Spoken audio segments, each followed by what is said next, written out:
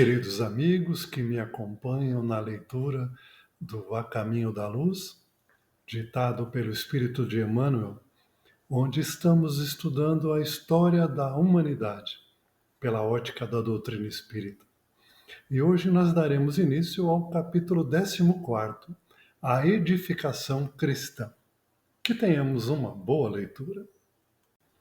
Os primeiros cristãos. Atingindo um período de nova compreensão concernente aos mais graves problemas da vida, a sociedade da época sentia de perto a insuficiência das escolas filosóficas conhecidas, no propósito de solucionar as suas grandes questões. A ideia de uma justiça mais perfeita para as classes oprimidas tornara-se assunto obsidente para as massas anônimas e sofredoras. Em virtude dos seus postulados sublimes de fraternidade, a lição do Cristo representava o asilo de todos os desesperados e de todos os tristes. As multidões dos aflitos pareciam ouvir aquela misericordiosa exortação: Vinde a mim, vós todos que sofreis e tendes fome de justiça, e eu vos aliviarei. E da cruz chegava-lhes ainda o alento de uma esperança desconhecida. A recordação dos exemplos do Mestre não se restringia aos povos da Judéia, que lhe ouviram diretamente os ensinos imorredouros. Numerosos centuriões e cidadãos romanos conheceram pessoalmente os fatos culminantes das pregações do Salvador. Em toda a Ásia Menor, na Grécia, na África e mesmo nas Gálias, como em Roma, falava-se dele, da sua filosofia nova que abraçava todos os infelizes, cheia das claridades sacrossantas do reino de Deus e da sua justiça. Sua doutrina de perdão e de amor trazia nova luz aos corações e os seus seguidores destacavam-se do ambiente corrupto do tempo, pela pureza de costumes e por uma conduta retilínea e exemplar.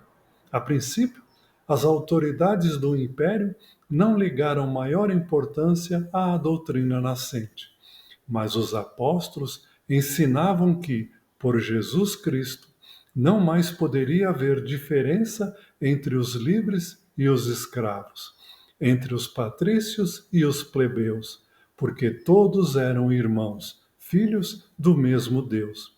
O patriciado não podia ver com bons olhos semelhantes doutrinas.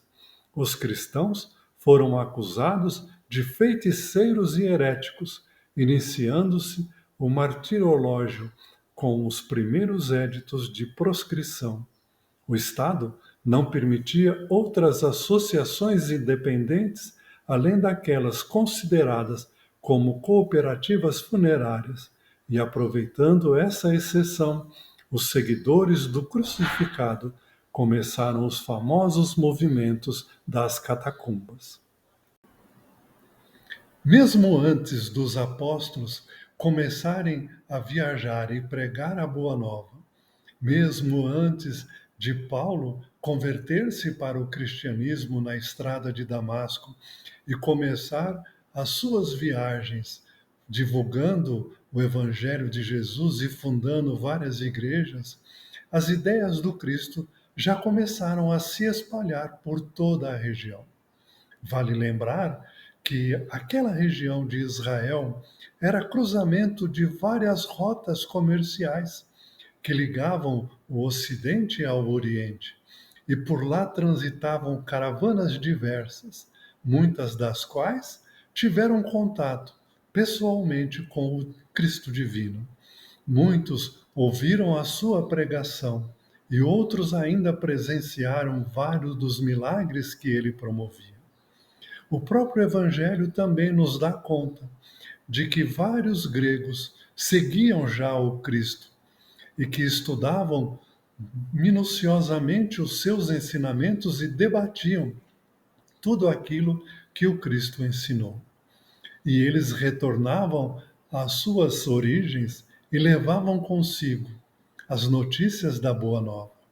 E assim, os primeiros cristãos começaram a se converterem, começaram a divulgar nas mais diversas localizações o nome do Cristo. E ele começou a ficar conhecido. A propagação do cristianismo. Na Judeia cresce, então, o número de prosélitos da nova crença. O hino de esperança da manjedoura e do Calvário espalha nas almas um suave e eterno perfume. É assim que os apóstolos, cuja tarefa o Cristo abençoara com a sua misericórdia, espalham as claridades da Boa Nova por toda a parte, repartindo o pão milagroso da fé com todos os famintos do coração. A doutrina do crucificado propaga-se com a rapidez do relâmpago. Fala-se dela tanto em Roma como nas Gálias e no norte da África. Surgem os advogados e os detratores.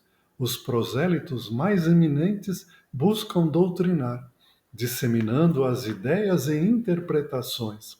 As primeiras igrejas surgem ao pé de cada apóstolo, ou de cada discípulo mais destacado e estudioso. A centralização e a unidade do Império Romano facilitaram o deslocamento dos novos missionários, que podiam levar a palavra de fé aos mais obscuro recanto do globo, sem as exigências e os obstáculos das fronteiras. Doutrina alguma alcançara no mundo semelhante posição, em face da preferência das massas. É que o Divino Mestre selara com exemplos as palavras de suas lições imorredoras. Maior revolucionário de todas as épocas, não empunhou outra arma, além daquelas que significam amor e tolerância, educação e aclaramento. Condenou todas as hipocrisias, insurgiu-se contra todas as violências oficializadas, ensinando simultaneamente aos discípulos o amor incondicional à ordem, ao trabalho e à paz construtiva. É por essa razão que os evangelhos constituem o livro da humanidade, por excelência. Sua simplicidade e singeleza transparecem na tradução de todas as línguas da terra, prendendo a alma dos homens entre as luzes do céu, ao encanto suave de suas narrativas. Pedro, Tiago e João abrem na estrada de Jope, próximo de Jerusalém, a Casa do Caminho. Lá, eles iniciam o trabalho de auxílio aos menos favorecidos, levando alimentos, roupas, começando a pôr em prática o ensinamento do Evangelho de amar ao próximo como a si mesmo.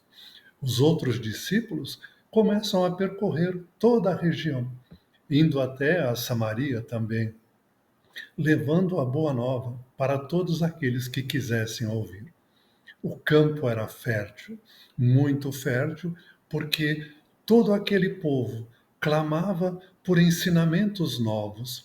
Aquele povo oprimido, sofredor, sob o jugo romano, ansiava por uma doutrina que o libertasse, ou que explicasse o porquê dos sofrimentos que passassem, e trazia uma esperança renovadora para o reino de Deus, que, segundo os discípulos revelavam, o Cristo havia prometido que o reino de Deus estava próximo. E assim, o cristianismo começou a se espalhar muito rapidamente. Vários os convertidos, bebendo daquela sabedoria, daqueles exemplos que os discípulos, os apóstolos já traziam, multiplicavam e iam formando pequenos núcleos, muitas vezes nas casas humildes, naquelas regiões mais afastadas. E ali eles se multiplicavam em novos divulgadores da doutrina do Cristo, aquela doutrina tão aguardada, com uma mensagem tão profunda que alentava aqueles corações. Era um momento propício para que o Evangelho se firmasse como a mensagem dos céus para o coração de todos os sofredores, alento de que dias melhores viriam e que, acima do poder dos homens, havia o poder de Deus, mas não o Deus de Moisés, o Deus guerreiro violento, mas um Deus Pai que ama, compreende e auxilia sempre. A redação dos textos definitivos. Nesse tempo, quando a guerra formidável da crítica procurava minar o edifício imortal da nova doutrina, os mensageiros do Cristo presidem a redação dos textos definitivos, com vistas ao futuro, não somente junto aos apóstolos e seus discípulos, mas igualmente junto aos núcleos das tradições. Os cristãos mais destacados trocam entre si cartas de alto valor doutrinário para as diversas igrejas. São mensagens de fraternidade e de amor que a posteridade muita vez não pôde ou não quis compreender. Muitas escolas literárias se formaram nos últimos séculos dentro da crítica histórica para o estudo e elucidação desses documentos. A palavra apócrifo generalizou-se como o espantalho de todo o mundo. Histórias numerosas foram escritas, hipóteses incontáveis foram aventadas, mas os sábios materialistas, no estudo das ideias religiosas, não puderam sentir que a intuição está acima da razão e, ainda uma vez, falharam, em sua maioria, na exposição dos princípios e na apresentação das grandes figuras do cristianismo. A grandeza da doutrina não reside na circunstância de o Evangelho ser de Marcos ou de Mateus, de Lucas ou de João. Está na beleza imortal que se irradia de suas lições divinas, atravessando as idades e atraindo os corações. Não há vantagem nas longas discussões quanto à autenticidade de uma carta de Inácio de Antioquia ou de Paulo de Társio, quando o raciocínio absoluto não possui elementos para a prova concludente e necessária. A opinião geral rodopiará em torno do crítico mais iminente, segundo as convenções. Todavia, a autoridade literária não poderá apresentar a equação matemática do assunto.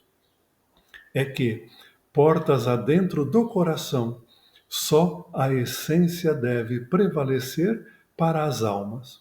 E, em se tratando das conquistas sublimadas da fé, a intuição tem de marchar à frente da razão, preludiando generosos e definitivos conhecimentos. Com a propagação do cristianismo, os vários núcleos trocavam impressões entre si. Muitos se comentavam, se escreviam cartas, perguntando isso ou aquilo para os apóstolos, para que houvesse coerência com os ensinamentos. Daí surgiu a ideia de começar a colocar no papel, de uma maneira sistematizada, tudo aquilo que o Cristo havia feito e falado.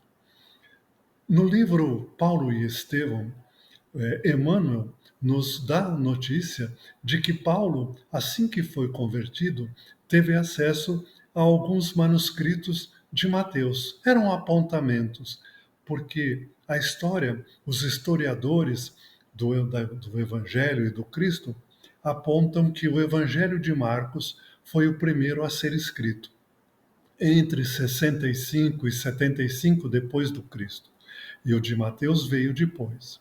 Marcos era muito novo quando Cristo pregava. Ele devia ter por volta de 12 anos de idade. Ele era de uma família muito querida e conhecida de Jesus. A Maria Marcos, sua mãe, tinha uma casa em Jerusalém e dizem que foi lá que houve a última ceia e toda aquela passagem narrada na Bíblia. Marcos, pela influência de Pedro, começou a sistematizar todas as memórias de Pedro, procurando colocar no papel tudo o que Pedro lembrava dos ensinamentos, dos milagres, das viagens e de tudo que o Cristo havia feito. Depois dele, os historiadores apontam o de Mateus. Mateus, este sim, foi discípulo, foi apóstolo do Cristo. Esteve lado a lado com o Cristo e formalizou todos aqueles apontamentos dispersos e muito copiou de Marcos, porque nos dois evangelhos há muita semelhança, há muitos trechos que são exatamente iguais. Depois de Marcos e de Mateus, chegou a vez de Lucas. Lucas, grego, médico, amigo profundo de Paulo, caminhava com Paulo em muitas das viagens e, orientado por Paulo, resolveu também redigir o seu evangelho. E ele coloca por que, logo no início, ele resolveu escrever um evangelho. Porque já haviam muitas cópias e muitas distorções dos primeiros ensinamentos e do evangelho de Marcos e de Mateus. E Lucas gostaria de colocar uma coisa mais organizada, mais esquematizada e procurando trazer o máximo dos ensinamentos de Jesus. E lá também se encontra muitos trechos semelhantes a Marcos e Mateus. E por fim, o último foi de João. O Evangelho de João já não é como os três anteriores que são conhecidos como sinóticos. O Evangelho de João é um evangelho mais místico. Já mostra Jesus como governador planetário, já mostra Jesus como o verdadeiro Filho de Deus. E ele destoa um pouco dos outros três evangelhos, mas todos eles ficaram gravados para toda a eternidade. E junto trazem todos os ensinamentos. Todos não, porque João mesmo confirma que muito ficou por dizer e muito Jesus fez, e que se fosse colocado, não haveriam livros suficientes para narrar tudo o que o Cristo fez, falou e ensinou durante toda a passagem que ele estava aqui. Mas eles ainda estão vivos hoje e são frutos de ensinos e de uma multiplicidade de notícias, multiplicidade de conhecimentos que são cada vez mais explorados, porque a riqueza do ensinamento do Cristo é imorredora.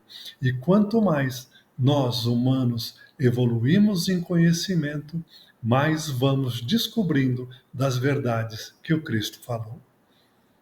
Ficamos por aqui hoje, mas na próxima semana daremos continuidade a este capítulo e aguardo vocês. Grande abraço.